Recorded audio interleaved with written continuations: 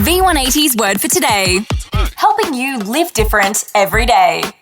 In 2 Corinthians 3 verse 5 it says, "Not that we are sufficient of ourselves, but our sufficiency is from God." In the Bible, when God calls someone to do something, you will notice they don't jump up and say, "No problem, I'm ready." In story after story, they tell God why they can't do it. Consider the following list of people.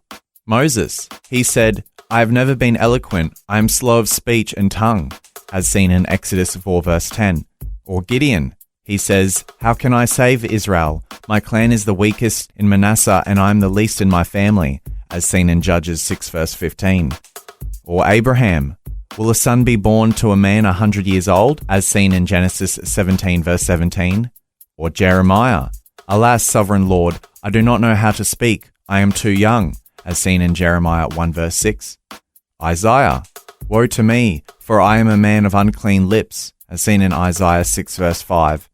Or Esther, as it says in Esther 4 verse 11, "All know that for any man or woman who approaches the king without being summoned, the king has but one law, that they'll be put to death unless the king extends the gold scepter to them and spares their lives." Or the rich young ruler from the Gospels, as it says in Matthew 19 verse 22, "When the young man heard this, he went away sad because he had great wealth." Also Saul, and the Lord said, "See, he has hidden himself among the baggage," as seen in 1 Samuel 10 verse 22.